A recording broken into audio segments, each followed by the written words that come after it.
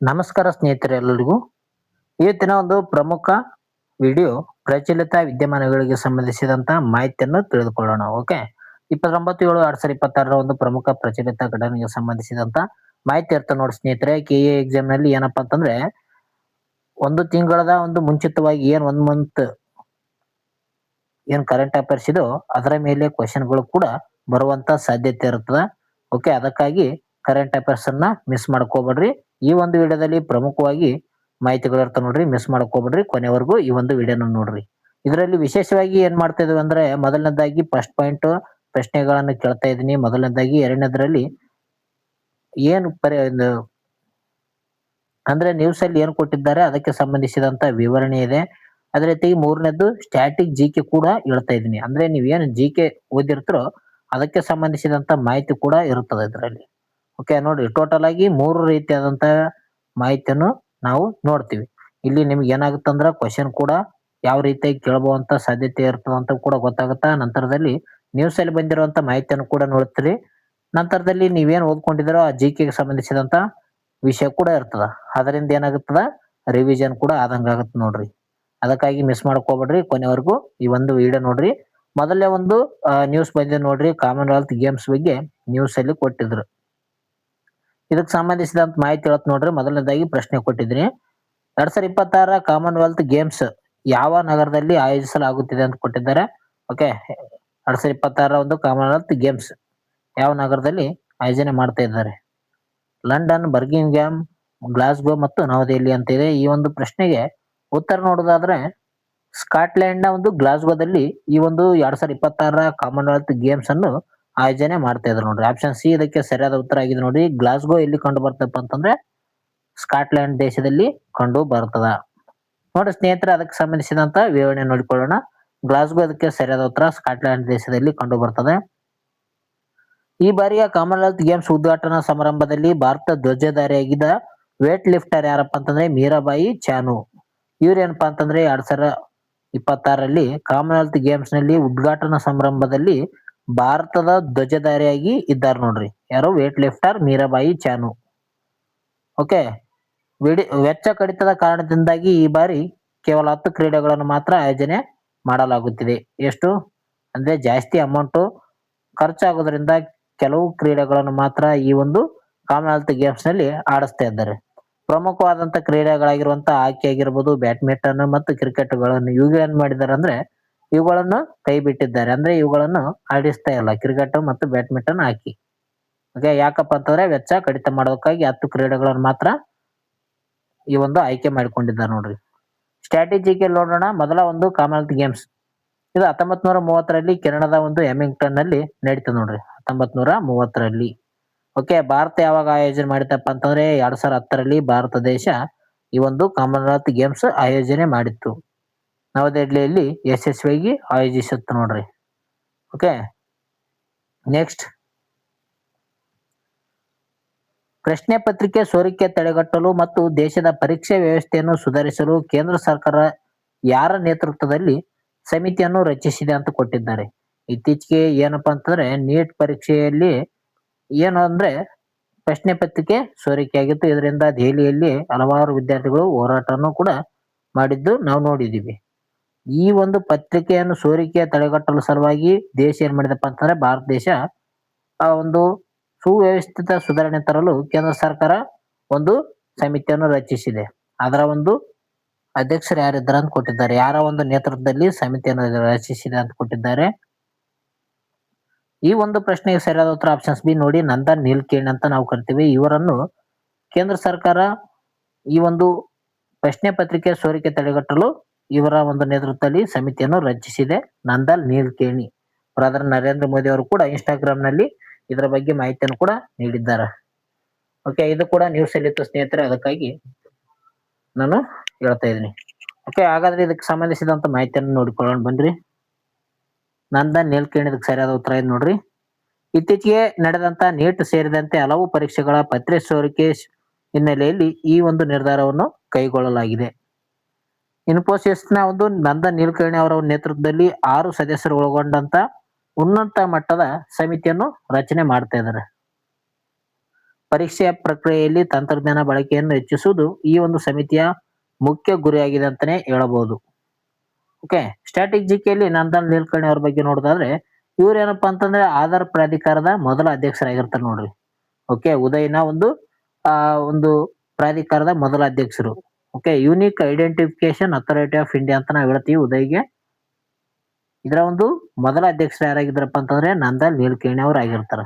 ಭಾರತದ ಪ್ರಮುಖ ಐಟಿ ಸಂಸ್ಥೆ ಆಗಿರುವಂತಹ ಇನ್ಫೋಸಿಸ್ ನ ಸಹ ಸಂಸ್ಥಾಪಕರು ಕೂಡ ಆಗಿದ್ದಾರೆ ನೋಡ್ರಿ ನಂದನ್ ನೀಲ್ಕರ್ಣಿ. ನೆಕ್ಸ್ಟ್ ಬಂದ ನೋಡ್ರಿ ಸ್ನೇಹಿತರೆ, ನೆಕ್ಸ್ಟ್ ನ್ಯೂಸ್. ಕರ್ನಾಟಕದ ಎಲ್ಲ 5,927 ಗ್ರಾಮ ಪಂಚಾಯಿತಿಗಳಿಗೆ ಯಾವ ಹೊಸ ಹೆಸರನ್ನು ಇಡಲು ರಾಜ್ಯ ಸರ್ಕಾರ ನಿರ್ಧಾರ ಮಾಡಿದೆ. ಓಕೆ, 5,927 ಗ್ರಾಮ ಪಂಚಾಯಿತಿಗಳಿಗೆ ಹೊಸ ಹೆಸರು ಇಡಬೇಕಂತ ಕರ್ನಾಟಕ ರಾಜ್ಯ ತೀರ್ಮಾನ ಮಾಡಿಕೊಂಡಿದೆ. ಯಾರ ಹೆಸರು ಇಡಬಹುದಂತ ಇಲ್ಲಿ ಕೊಟ್ಟಿದ್ದಾರೆ ನೋಡ್ರಿ. ಇದಕ್ಕೆ ಸರಿಯಾದ ಉತ್ತರ ಯಾವ್ದಪ್ಪ ಅಂತಂದ್ರೆ ಆಪ್ಷನ್ಸ್ ಸಿ ನೋಡಿ, ಮಹಾತ್ಮ ಗಾಂಧಿ ಗ್ರಾಮ ಪಂಚಾಯತ್ ಅಂತ ಹೆಸರನ್ನು ಬದಲಾವಣೆ ಮಾಡಲು ನಿರ್ಧಾರ ಮಾಡಿದ್ದಾರೆ. ಓಕೆ, ಮಹಾತ್ಮ ಗಾಂಧಿ ಗ್ರಾಮ ಪಂಚಾಯತ್ ಎಂದು ಹೆಸರಿಡಬೇಕಂತ ಮಾಡಿದ್ದಾರೆ ನೋಡ್ರಿ. ರಾಜ್ಯದ ಎಲ್ಲ 5,927 ಗ್ರಾಮ ಪಂಚಾಯತಿಗಳನ್ನು ಮರುನಾಮಕರಣ ಮಾಡಲು ಸರ್ಕಾರ ತೀರ್ಮಾನ ಮಾಡಿಕೊಂಡಿದೆ. ಗ್ರಾಮ ಸ್ವರಾಜ್ಯ ಪರಿಕಲ್ಪನೆಯ ಸಾಕಾರಗೊಳಿಸಲು ಈ ಹೆಜ್ಜೆ ಇಡಲಾಗಿದೆ ಅಂತ ಹೇಳ್ಬೋದು. ಆಗಸ್ಟ್ 15, 2026 ಒಳಗೆ ಈ ಮರುನಾಮಕರಣ ಪ್ರಕ್ರಿಯೆಯನ್ನು ಪೂರ್ಣಗೊಳಿಸಲು ಗಡುವು ವಿಧಿಸಲಾಗಿದೆ ನೋಡಿ. ಯಾವಾಗ? ಆಗಸ್ಟ್ 15 ಟೈಮ್ ಇದೆ. ಸ್ಟ್ರಾಟಜಿಕಲಿ ಪಂಚಾಯತ್ ರಾಜ್ ಬಗ್ಗೆ ಸಂಬಂಧಿಸಿದಂತ ಮಾಹಿತಿಯನ್ನು ತಿಳಿದುಕೊಳ್ಳೋಣ. ನೋಡಿ ಸ್ನೇಹಿತರೆ, ಪಂಚಾಯತ್ ರಾಜ್ ಬಗ್ಗೆ ವಿಲೇಜ್ ಅಕೌಂಟ್ಗಳಲ್ಲಿ ಕೂಡ ಕೇಳ್ತಾರ ಪರೀಕ್ಷೆ. ವಿಲೇಜ್ ಅಕೌಂಟೆಂಟ್ ಪರೀಕ್ಷೆಯಲ್ಲಿ ಕೂಡ ಪ್ರಶ್ನೆಯನ್ನು ಕೇಳ್ತಾರೆ ನೋಡ್ರಿ. ಪಂಚಾಯತ್ ರಾಜ್ ಎಲ್ಲ ಕಾಂಪಿಟೇಟಿವ್ ಎಕ್ಸಾಮ್ ಅಲ್ಲಿ ಕೇಳುವಂತ ಮಾಹಿತಿ ಇದಾಗಿರುತ್ತೆ. ಓಕೆ, ಪಂಚಾಯತ್ ರಾಜ್ ಇದು ಸಂವಿಧಾನದ 73ನೇ ತಿದ್ದುಪಡಿ ಕಾಯ್ದೆ ಮೂಲಕ ಪಂಚಾಯತ್ ರಾಜ್ ವ್ಯವಸ್ಥೆಯನ್ನು ಸಂವಿಧಾನಾತ್ಮಕ ಸ್ಥಾನಮಾನ ನೀಡಲಾಗುತ್ತೆ ನೋಡ್ರಿ. 73ನೇ ತಿದ್ದುಪಡಿ. ಓಕೆ, 1992ರಲ್ಲಿ ಏನ್ ಮಾಡ್ತಾರಪ್ಪ ಅಂತಂದ್ರೆ ಪಂಚಾಯತ್ ರಾಜ್ ವ್ಯವಸ್ಥೆ ಮೂಲಕ ಸಂವಿಧಾನ ಸ್ಥಾನಮಾನ ನೀಡ್ತಾರ. ಸಂವಿಧಾನದ 11ನೇ ಅನುಸೂಚಿಯು ಪಂಚಾಯತಿಗಳ 29 ವಿಷಯಗಳನ್ನು ಒಳಗೊಂಡಿದೆ. ಪಂಚಾಯತ್ ಬಗ್ಗೆ ತಿಳಿಸುವಂತ ಅನುಸೂಚಿ ಯಾವ್ದಪ್ಪ ಅಂತಂದ್ರೆ 11ನೇ ಅನುಸೂಚಿ. ಓಕೆ, ನಿಮ್ಗೆ ಗೊತ್ತಿರುತ್ತೆ, ಸಂವಿಧಾನದಲ್ಲಿ ಓದ್ಕೊಂಡಿರ್ತಾರ. 11ನೇ ಅನುಸೂಚಿ ಏನಪ್ಪಾ ಅಂತಂದ್ರೆ ಪಂಚಾಯತ್ ಬಗ್ಗೆ ಮಾಹಿತಿಯನ್ನು ನೀಡುತ್ತೆ ನೋಡ್ರಿ. ಇದು 29 ವಿಷಯಗಳನ್ನು ಒಳಗೊಂಡಿದೆ. ಹಾಗಾದ್ರೆ 12ನೇ ಅನುಸೂಚಿ ಯಾವ್ದ್ರ ಬಗ್ಗೆ ಮಾಹಿತಿಯನ್ನು ನೀಡುತ್ತದಂತ ಈ ಪ್ರಶ್ನೆಗೆ ಕಮೆಂಟ್ ಮಾಡ್ರಿ. ಓಕೆ, 12ನೇ ಅನುಸೂಚಿ ಯಾವ್ದ್ರ ಬಗ್ಗೆ ಮಾಹಿತಿ ನೀಡುತ್ತೆ ಕಮೆಂಟ್ ಮಾಡಿ. ನೆಕ್ಸ್ಟ್, ಕರ್ನಾಟಕದ ನಾಡಗೀತೆಯಲ್ಲಿರುವಂತಹ ಪಾರಸಿಕ ಜೈನರ ಉದ್ಯಾನ ಎಂಬ ಸಾಲಿಗೆ ಯಾವ ಹೊಸ ಪದವನ್ನು ಸೇರಿಸಲು ತಜ್ಞರ ಸಮಿತಿ ಶಿಫಾರಸು ಮಾಡಿದಂತ ಕೊಟ್ಟಿದ್ದಾರೆ. ಕರ್ನಾಟಕದ ನಾಡಗೀತೆಯಲ್ಲಿರುವಂತಹ ಪ್ರಮುಖ ಪಾರಸಿಕ ಜೈನರ ಏನ್ ಪದ ಇದೆ ಆ ಪದದ ಜೊತೆಗೆ ಇನ್ನೊಂದು ಪದವನ್ನು ಆಡ್ ಮಾಡಲು ಸರ್ಕಾರ ಮುಂದಾಗಿದೆ. ಅದು ಯಾವ ಪದ ಅಂತ ಕೊಟ್ಟಿದ್ದಾರೆ ನೋಡ್ರಿ.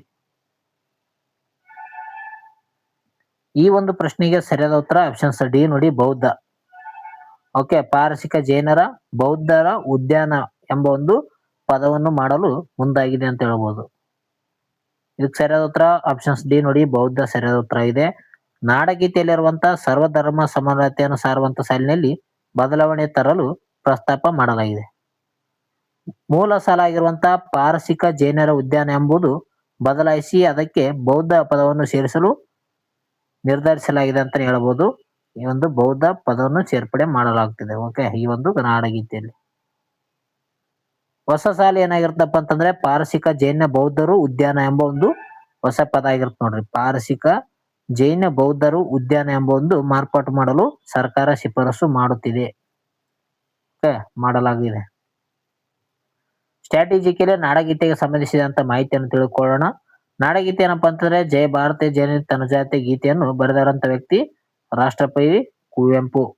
ಓಕೆ, ಕುವೆಂಪು ಅವರು ಈ ನಾಡಗೀತೆಯನ್ನು ಬರೀತಾರೆ ನೋಡ್ರಿ. ಇದನ್ನು 2004ರಲ್ಲಿ ಅಧಿಕೃತವಾಗಿ ಕರ್ನಾಟಕದ ನಾಡಗೀತೆಯಾಗಿ ಘೋಷಣೆ ಮಾಡ್ತಾರೆ. ಯಾವಾಗ?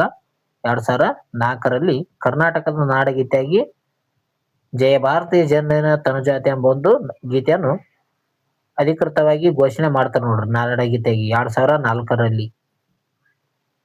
ನೆಕ್ಸ್ಟ್, ದಕ್ಷಿಣ ಭಾರತದ ಮೊಟ್ಟ ಮೊದಲ ಪೆಂಗ್ವಿನ್ ಪಾರ್ಕ್ ಅನ್ನು ಕರ್ನಾಟಕದ ಯಾವ ನಗರದಲ್ಲಿ ನಿರ್ಮಿಸಲಾಗುತ್ತಿದೆ ಅಂತ ಕೊಟ್ಟಿದ್ದಾರೆ.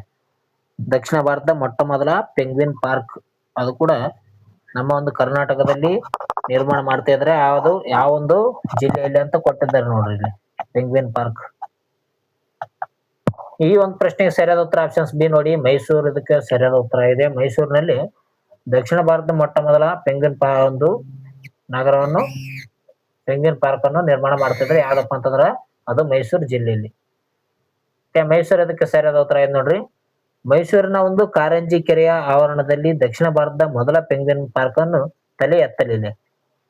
ಓಕೆ, ಇದು ನ್ಯೂಸ್ ಅಲ್ಲಿ ಕೊಟ್ಟಿದ್ರು. ಮೈಸೂರಿನ ಒಂದು ಕಾರಂಜಿ ಕೆರೆಯಲ್ಲಿ ಆವರಣದಲ್ಲಿ ದಕ್ಷಿಣ ಭಾರತದ ಮೊದಲ ಪೆಂಗ್ವಿನ್ ಪಾರ್ಕ್ ತಲೆ ಎತ್ತಲಿದೆ ಅಂತ ನ್ಯೂಸ್ ಅಲ್ಲಿ ಕೊಟ್ಟಿದ್ದು ನೋಡ್ರಿ. ಪ್ರವಾಸಿಗರನ್ನು ಆಕರ್ಷಿಸಲು ಮತ್ತು ವನ್ಯಜೀವಿ ಸಂರಕ್ಷಣೆ ಅರಿವು ಮೂಡಿಸಲು ಈ ಒಂದು ವಿಶೇಷ ಪಾರ್ಕ್ ಅನ್ನು ನಿರ್ಮಾಣ ಮಾಡಲಾಗುತ್ತಿದೆ ನೋಡಿ. ಇದಕ್ಕಾಗಿ ವಿಶೇಷ ಶೀತ ವಾತಾವರಣದ ವ್ಯವಸ್ಥೆಗಳನ್ನು ಕೂಡ ಅಳವಡಿಸಲಾಗುತ್ತಿದೆ. ಯಾವ ಸ್ಥಳದಲ್ಲಪ್ಪ ಅಂತಂದ್ರೆ ಮೈಸೂರಿನಲ್ಲಿ ಕೋಲ್ಡ್ ಕ್ಲೈಮೇಟ್ ಆಗಿ ಮಾಡ್ತಾ ಇದ್ದಾರೆ. ಯಾಕಪ್ಪ ಅಂತಂದ್ರೆ ಪೆಂಗ್ವಿನ್ಗಳು ಕೋಲ್ಡ್ ಕ್ಲೈಮೇಟ್ ಅಲ್ಲಿ ಇರ್ತಾವ. ಓಕೆ, ಅದೇ ರೀತಿಯಾಗಿ ಆರಲಾಗದ ಒಂದು ಪಕ್ಷಿ ಕೂಡ ಅದು ಪೆಂಗ್ವಿನ್ ಆಗಿದೆ ನೋಡಿ. ಆರಲಾಗದ ಪಕ್ಷಿ ಕೂಡ ಪೆಂಗ್ವಿನ್ ಆಗಿದೆ. ಸ್ಟ್ರಾಟಜಿಕಲ್ಲಿ ಕಾರಂಜಿ ಕೆರೆ ಬಗ್ಗೆ ಮಾಹಿತಿಯನ್ನು ತಿಳ್ಕೊಳ್ಳೋಣ. ಇದೇನಪ್ಪಾ ಅಂತಂದ್ರೆ ಮೈಸೂರಿನಲ್ಲಿ ಕಂಡು ಬರುತ್ತೆ ನೋಡ್ರಿ ಕಾರಂಜಿ ಕೆರೆ. ಭಾರತದ ಅತಿ ದೊಡ್ಡ ವಾಕ್ಥ್ರೋ ಏವಿಯನ್ ಹೊಂದಿದೆ ಇದು. ಓಕೆ, ವಾಕ್ಥ್ರೋ ಏವಿಯನ್ ಪಕ್ಷಿಧಾಮವನ್ನು ಹೊಂದಿದೆ ಅಂತ ಹೇಳ್ಬೋದು ಈ ಒಂದು ಕಾರಂಜಿ ಕೆರೆ. ಇಲ್ಲಿ ಪ್ರಸಿದ್ಧ ಚಿಟ್ಟೆ ಪಾರ್ಕ್ ಕೂಡ ಕಂಡು ಬರುತ್ತೆ ನೋಡ್ರಿ. ಓಕೆ, ಮೈಸೂರಿನಲ್ಲಿ ಪ್ರಸಿದ್ಧ ಚಿಟ್ಟೆ ಪಾರ್ಕ್ ಕೂಡ ಕಂಡು ಬರ್ತದೆ. ಸ್ನೇಹಿತರೆ, ನಮ್ಮ ಈ ಒಂದು ವಿಡಿಯೋ ಇಷ್ಟ ಆಯ್ತು ಅಂದ್ರೆ ಪಟ್ಟಕ್ಕನೆ ಜಲ್ದಿ ಲೈಕ್ ಮಾಡ್ರಿ. Okay, next Vande Mataram. Okay, Vande Mataram ಗೀತೆಗೆ ಜನಗಣಮನ ದಷ್ಟೇ ಸಮಾನ ಕಾನೂನು ರಕ್ಷಣೆ ನೀಡುವಂತ ತಿದ್ದುಪಡಿ ವಿಧೇಯಕವನ್ನು ಎಲ್ಲಿ ಮಂಡಿಸಲಾಗುತ್ತಿದೆ ಅಂತ ಕೊಟ್ಟಿದ್ದಾರೆ. ರಾಜ್ಯಸಭೆ, ಲೋಕಸಭೆ, ಸುಪ್ರೀಂ ಕೋರ್ಟ್, ಚುನಾವಣಾ ಆಯೋಗ ಅಂತ ಕೊಟ್ಟಿದ್ದಾರೆ ನೋಡ್ರಿ ವಂದೇ ಮಾತರಂ ಗೀತೆಗೆ. ಇದಕ್ಕೆ ಸರಿಯಾದ ಉತ್ತರ ರಾಜ್ಯಸಭೆಯಲ್ಲಿ ಮಂಡನೆ ಮಾಡ್ತಾ ಇದ್ರೆ ಈ ಒಂದು ತಿದ್ದುಪಡಿ ವಿಧೇಯಕವನ್ನು ರಾಜ್ಯಸಭೆಯಲ್ಲಿ ಮಂಡನೆ ಮಾಡ್ತಾ ಇದ್ರೆ. ರಾಷ್ಟ್ರೀಯ ಗೌರವಕ್ಕೆ ಅವಮಾನ ತಡೆ ಕಾಯ್ದೆಗೆ ತಿದ್ದುಪಡಿ ತರಲು ವಿಧೇಯಕ ಮಂಡಿಸಲಾಗುತ್ತಿದೆ. ರಾಷ್ಟ್ರಗೀತೆ ಜನಗಣಮನಕ್ಕೆ ನೀಡುವಷ್ಟೇ ಸಮಾನ ಗೌರವ ಮತ್ತು ಕಾನೂನು ರಕ್ಷಣೆಯನ್ನು ರಾಷ್ಟ್ರಗೀತೆ ಆಗಿರುವಂತ ವಂದೇ ಮಾತರಂ ಕೂಡ ನೀಡಲು ಪ್ರಸ್ತಾಪವನ್ನು ಮಾಡಲಾಗಿದೆ ನೋಡಿ. ಓಕೆ, ವಂದೇ ಮಾತರಂ ಗೀತೆಯನ್ನು ಕೂಡ ನಾವು ರಾಷ್ಟ್ರಗೀತೆಗೆ ಗೌರವ ಕೊಟ್ಟಷ್ಟೇ ವಂದೇ ಮಾತರಂ ಗೀತೆ ಕೂಡ ಗೌರವ ಕೊಡ್ಬೇಕಂತ ಹೇಳಿದ್ದಾರೆ. ಅದಕ್ಕೆ ಸ್ಟ್ರಾಟಜಿಕಲಿ ವಂದೇ ಮಾತರಂ ಬಗ್ಗೆ ನೋಡೋದಾದ್ರೆ ಇದನ್ನು ಬಂಕಿಂ ಚಂದ್ರ ಚಟರ್ಜಿ ಅವರು ಬರೀತಾರೆ. ಇವರು ಯಾವ ಒಂದು ಕೃತಿಯಿಂದ ಆಯ್ದುಕೊಳ್ಳಲಾಗಿದೆಪ್ಪ ಅಂತಂದ್ರೆ ಆನಂದ್ ಮಠ ಎಂಬ ಒಂದು ಕಾದಂಬರಿಯಲ್ಲಿ ಇದನ್ನು ಆಯ್ದುಕೊಂಡು ಬರೆದಿದ್ದಾರೆ ನೋಡ್ರಿ. ಇದನ್ನು 1896ರಲ್ಲಿ ಏನ್ ಮಾಡ್ತಾರಪ್ಪ ಅಂತಂದ್ರೆ 1896ರಲ್ಲಿ ಕಲ್ಕತ್ತಾದಲ್ಲಿ ಕಾಂಗ್ರೆಸ್ ಅಧಿವೇಶನದಲ್ಲಿ ಮೊದಲ ಬಾರಿಗೆ ಆಡಲಾಗುತ್ತದೆ.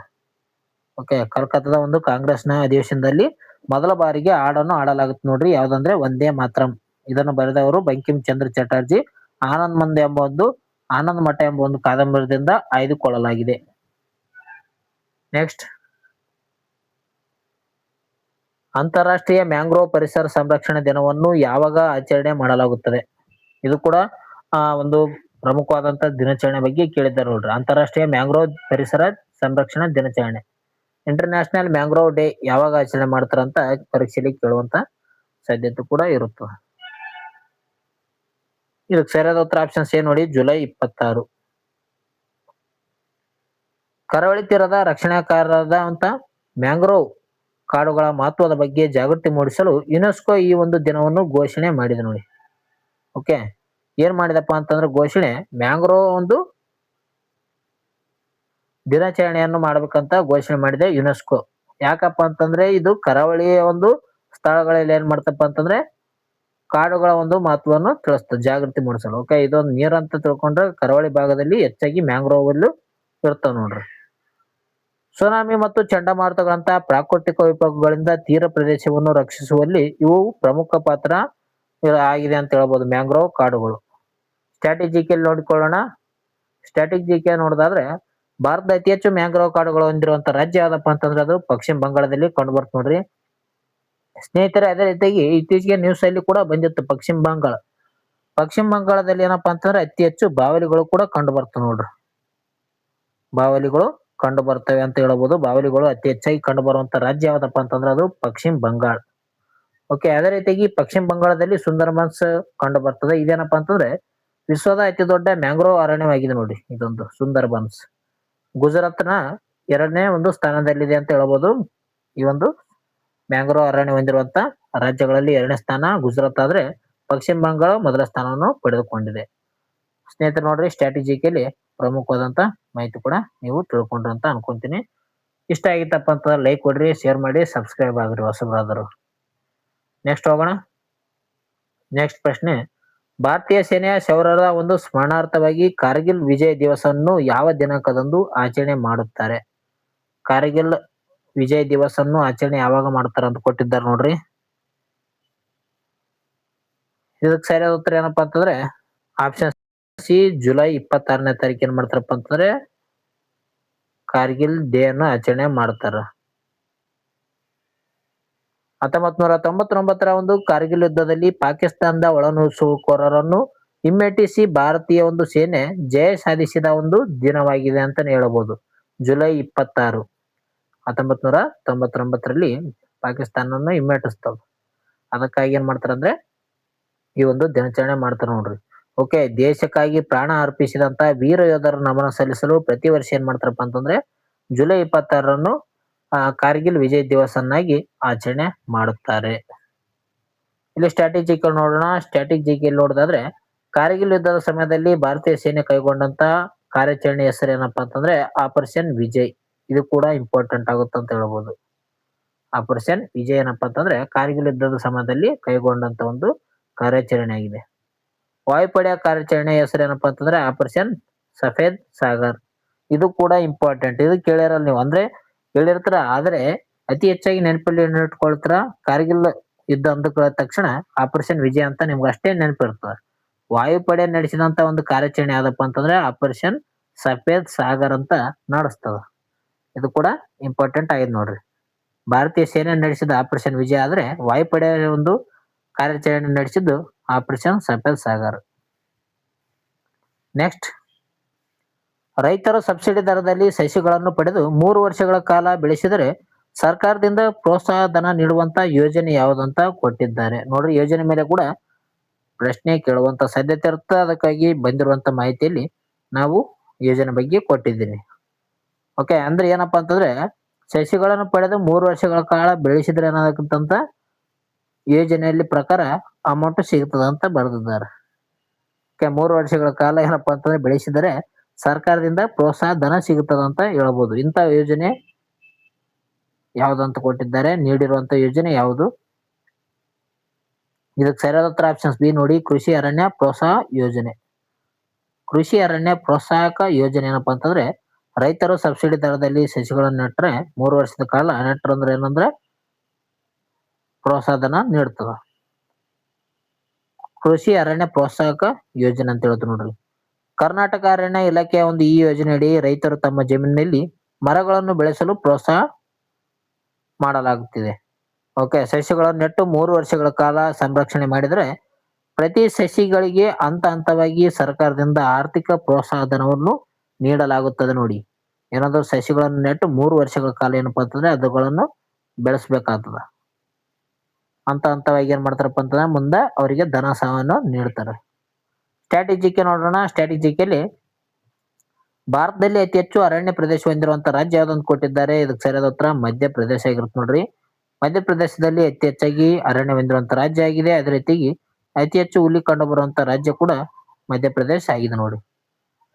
ಅದೇ ರೀತಿ ಕರ್ನಾಟಕದಲ್ಲಿ ಅತಿ ಹೆಚ್ಚು ಅರಣ್ಯ ಒಂದು ಪ್ರದೇಶ ಹೊಂದಿರುವಂತ ಜಿಲ್ಲೆ ಯಾವ್ದಪ್ಪ ಅಂತಂದ್ರೆ ಅದು ಉತ್ತರ ಕನ್ನಡ ಆಗಿದೆ ನೋಡ್ರಿ. ಕಡಿಮೆ ಯಾವ್ದಪ್ಪ ಅಂತಂದ್ರೆ ಬಿಜಾಪುರ ಆಗಿದೆ. ಬಿಜಾಪುರ್ ಕಡಿಮೆ ಆಗಿದೆ. ಅದೇ ರೀತಿಯಾಗಿ ಭಾರತದಲ್ಲಿ ಅತಿ ಕಡಿಮೆ ಅರಣ್ಯ ಪ್ರದೇಶ ಹೊಂದಿರುವಂತ ರಾಜ್ಯ ಯಾವ್ದಪ್ಪ ಅಂತಂದ್ರೆ ಅದು ಹರಿಯಾಣ ಆಗಿದೆ ನೋಡ್ರಿ. ಹರಿಯಾಣ ಅತಿ ಕಡಿಮೆ ಅರಣ್ಯ ಪ್ರದೇಶ ಹೊಂದಿರುವಂತ ರಾಜ್ಯ.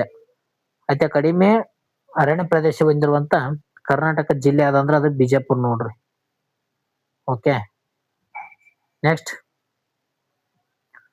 ಭಾರತ ಮೊದಲ ಸರ್ಕಾರಿ ಪ್ರಾಯೋಜಿತ ಕೃತಕ ಬುದ್ಧಿಮತ್ತೆ ವಿಶ್ವವಿದ್ಯಾಲಯವನ್ನು ಎಲ್ಲಿ ಸ್ಥಾಪಿಸಲಾಗುತ್ತಿದೆ? ಎಐ ವಿಶ್ವವಿದ್ಯಾಲಯವನ್ನು ಎಲ್ಲಿ ಸ್ಥಾಪನೆ ಮಾಡ್ತಾ ಇದಾರೆ? ಇದಕ್ಕೆ ಸರಿಯಾದ ಉತ್ತರ ಆಪ್ಷನ್ಸ್ ಡಿ ನೋಡಿ, ಬೆಂಗಳೂರಿನಲ್ಲಿ ಸ್ಥಾಪನೆ ಮಾಡ್ತಾ ಇದ್ದಾರೆ. Artificial intelligence.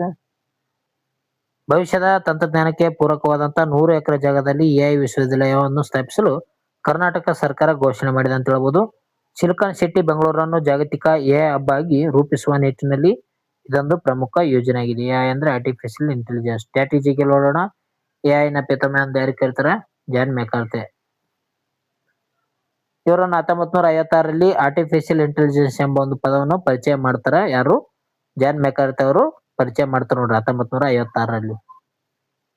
ನೆಕ್ಸ್ಟ್ ಪ್ರಮುಖ ಆನ್ಲೈನರ್ಸ್ ಇದೆ ನೋಡ್ರಿ.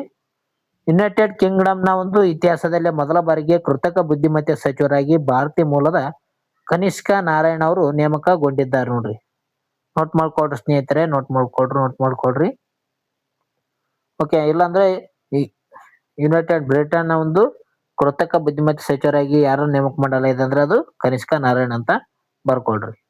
ನೆಕ್ಸ್ಟ್, ಚಂದ್ರನ ಕಕ್ಷೆ ಕಳಿಸುವಂತ ಸಂಪೂರ್ಣ ಹೆಣ್ಣು ಮಕ್ಕಳು ಒಳಗೊಂಡಿರುವಂತಹ ಉಪಗ್ರಹ ಯೋಜನೆ ಯಾವ್ದಪ್ಪ ಅಂತಂದ್ರೆ ಅದು ಮಿಷನ್ ಶಕ್ತಿಶಾಟ್. ಅದು ಹೋದ ತರಗತಿಯಲ್ಲಿ ಇದರ ಬಗ್ಗೆ ಮಾಹಿತಿಯನ್ನು ಹೇಳಿದ್ರು ನೋಡ್ರಿ, ಅದನ್ನ ನೋಡ್ಕೊಳ್ರಿ. ಇದು 14 ವರ್ಷದ ವಿದ್ಯಾರ್ಥಿನಿಗಳು ಇರ್ತಾರೆ ಇದರಲ್ಲಿ. ಓಕೆ, ಕುಂದಲ್ ಜೆರ್ಸಿ ಇವರು ಆಯ್ಕೆಯಾಗಿದ್ದಾರೆ ನೋಡ್ರಿ. 14 ವರ್ಷದ ವಿದ್ಯಾರ್ಥಿನಿ ಕುಂದಲ್ ಜೆರ್ಸಿ ಇದಕ್ಕೆ ಆಯ್ಕೆಯಾಗಿದ್ದಾರೆ ಮಿಷನ್ ಶಕ್ತಿಶಾಟ್ಗೆ. ನೆಕ್ಸ್ಟ್, ನವದೆಹಲಿಯಲ್ಲಿರುವಂತಹ ಕೇಂದ್ರ ಸರ್ಕಾರದ ಸೆಂಟ್ರಲ್ ವಿಸ್ಟಾ ಪ್ರದೇಶವನ್ನು ಅಧಿಕೃತವಾಗಿ ಕರ್ತವ್ಯ ಭವನ್ ಸಂಕೀರ್ಣ ಎಂದು ಮರುನಾಮಕರಣ ಮಾಡಲಾಗಿದೆ ನೋಡ್ರಿ. ಸೆಂಟ್ರಲ್ ವಿಸ್ಟಾ ಪ್ರದೇಶವನ್ನು ಏನಾಗಿ ಮಾಡಿದ್ದಾರೆ? ಕರ್ತವ್ಯ ಭವನ್ ಸಂಕೀರ್ಣ ಎಂದು ಮರುನಾಮಕರಣ ಮಾಡಿದ್ದಾರೆ. ಹೆಸರು ಚೇಂಜ್ ಮಾಡಿದ್ರ ಮೇಲೆ ಕೇಳುವಂತ ಸಾಧ್ಯತೆ ಇರುತ್ತೆ, ನೋಡ್ಕೊಳ್ರಿ. ನೆಕ್ಸ್ಟ್, ರಾಜ್ಯದ ಮೊದಲ ಕ್ಲೈಮೇಟ್ ಅಂಬಾಸಿಡರ್ ಆಗಿ ನಿವೃತ್ತ IAS ಅಧಿಕಾರಿ ಆಗಿರುವಂತಹ ಉಪೇಂದ್ರ ತ್ರಿಪಾಠಿ ಅವರನ್ನು ನೇಮಕ ಮಾಡಲಾಗಿದೆ. ಹವಾಮಾನ ರಾಯಭಾರಿಯಾಗಿ ನೇಮಕ ಮಾಡಿದ್ದಾರೆ ನೋಡ್ರಿ. ಇದು ಕೂಡ ಇಂಪಾರ್ಟೆಂಟ್. ಓಕೆ,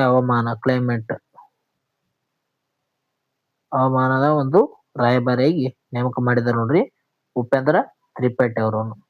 ಇದಿಷ್ಟೇನಾಗಿದಪ್ಪ ಅಂತಂದ್ರೆ ಇವತ್ತಿನ ಒಂದು ಪ್ರಮುಖ ಪ್ರಚಲಿತ ಘಟನೆ ಸಂಬಂಧಿಸಿದಂತ ಮಾಹಿತಿ ಆಗಿತ್ತು. ಈ ವಿಡಿಯೋ ಇಷ್ಟ ಆಯ್ತಪ್ಪ ಅಂತ ಲೈಕ್ ಮಾಡ್ರಿ, ಶೇರ್ ಮಾಡ್ರಿ, ಸಬ್ಸ್ಕ್ರೈಬ್ ಮಾಡ್ರಿ ಮೊದಲು. ಓಕೆ, ಅದೇ ರೀತಿಯಾಗಿ ನಾವು ಕೊಟ್ಟಿರುವಂತ ಒಂದು ಪ್ರಶ್ನೆ ಕೊಟ್ಟಿದ್ದೀನಿ, ಆ ಒಂದು ಪ್ರಶ್ನೆಗೆ ಉತ್ತರವನ್ನು ಹೇಳಿ. ನಿಮ್ಮ ಒಂದು ಅನಿಸಿಕೆ ಏನಪ್ಪಾ ಅಂತಂದ್ರೆ ಕಮೆಂಟ್ ಮಾಡ್ರಿ. ವಿಡಿಯೋ ಯಾವ ರೀತಿಯಾಗಿದೆ, ಇದೇ ರೀತಿಯಾದ ವಿಡಿಯೋಗಳಿಗಾಗಿ ಕಮೆಂಟ್ ಮಾಡ್ರಿ. ಮುಂದೆ ಬರುವಂತ ದಿನಗಳಲ್ಲಿ ಕೂಡ ಇದೇ ಒಂದು ವಿಡಿಯೋನ ಕಂಟಿನ್ಯೂ ಮಾಡೋಣ.